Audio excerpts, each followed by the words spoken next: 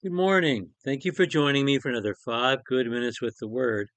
I'm Barry Bryson, and we're going to conclude our study of the writing prophets who wrote to the northern kingdom with a study of Amos. I just love the book of Amos for different reasons than I love the book of Hosea and Jonah. We're going to take some time today to introduce the book. We'll enter into the text of it tomorrow. Amos is so vivid. Hosea is often compared to Jeremiah, and I would compare Amos very much to Micah, just in his writing style and his tone of voice and his vocabulary. Um, a man like Jeremiah, Isaiah, they're men of the capital. But Micah is a man of the villages and the countryside, as is Amos. Amos makes clear that he is a southerner. He's from a village named Tekoa, which is 6 miles south of Bethlehem, which is south of Jerusalem. And so he is a southerner who is prophesying to the northern kingdom. Beyond being a southerner, he's not even a prophet, not a trained prophet anyway. He says in 7:14 and that he is neither the prophet nor the son of a prophet.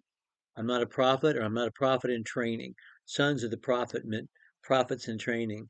So he is by profession a farmer, and he's a herdsman, somebody who works with the herds, not who owns the herds. He's a herdsman, and he's also a fig farmer. He has a grove of sycamore figs, and that's what he does when God comes to him and sends him a message to the northern kingdom. So he has to travel a good way to get there. Amos's name means burden or burden bearer, and he is burdened with a prophetic message, and he is the bearer of a prophetic message. He says that he is prophesying during the days of Uzziah, king of Judah, and the days of Jeroboam, son of Joash, king of Israel. So Uzziah is the king who is king when Isaiah begins his prophetic ministry. So that makes Amos a contemporary of Micah and Isaiah, and also from the south as they are. And Jeroboam the second, it was during his reign that they were experiencing good times in the northern kingdom. Not good times in that they were being good, but they had some military strength. They had fairly secure borders. They were making money, which is made clear in the book that they're experiencing all of these things. And so he's prophesying judgment upon a people who believe the good times are rolling, and they think everything is going to be going in their favor in a few decades. So this is probably written in around 760, 750, maybe a little later than that. Um, but in 722, in a few decades, they're going to be carried off into Assyrian captivity, and the northern kingdom will cease to exist. And unlike Judea, they're not coming back. Not the way the southern kingdom is going to come back. Um, and um, and we have all that here. Of course, we had all that in Hosea as well. The book is structured just so wonderfully, so brilliantly. Amos stands up to make his judgment, and he starts by talking about the nations that surround the northern kingdom, Israel, and there are eight nations that he's going to talk about. He talks about the Syrians directly to the north and their great enemy, the Philistines to the south and east, the Phoenicians a little farther north, the Edomites farther south, the Ammonites to the north, to the west, due west, the Moabites who are southwest, and then their brother nation Judah directly to their south.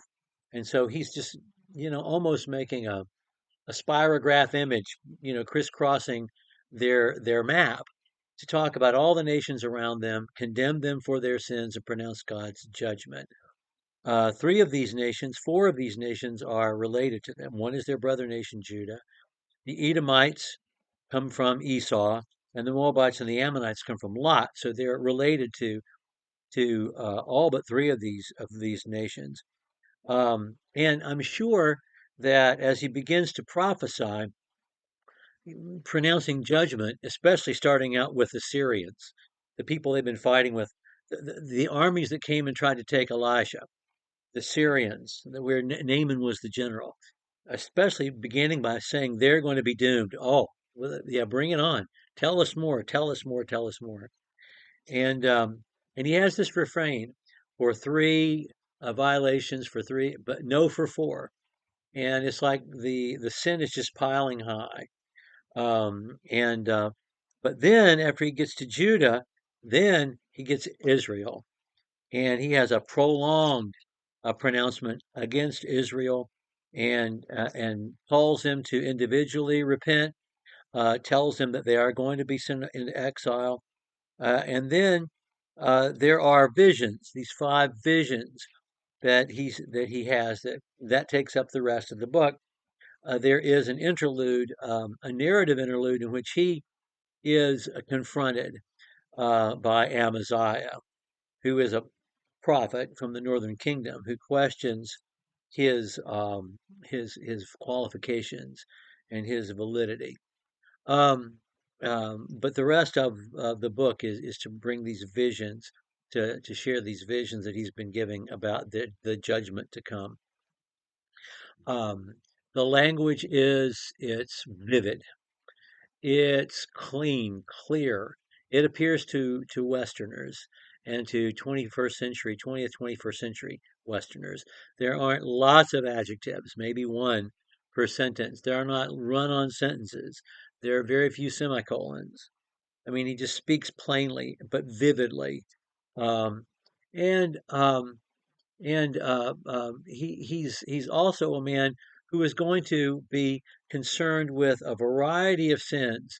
There are three major sins that they're committing, and he's going to mention them all basically in equal measure. Hosea mentioned international alliances and not depending on God. He mentioned social injustice, but he emphasized idolatry. But in the book of Amos, all three are going to get basically equal treatment. And I mean, he just is so plain spoken, and I really enjoy that, and I think you're going to enjoy it as well. Um, and one other thing before we leave, and that is he mentions, especially in the first part when he's going through the roll call of nations, his prophecy is as current as today's newspaper. He's basically going to condemn all the nations around him for war crimes. And he's going to mention events that they would have known about, events that would have been in recent history. And he's going to mention those things as why God is bringing judgment to bear. And so it is very current as he is prophesying. It's fresh, it's in the moment, and it's looking forward to the immediate future.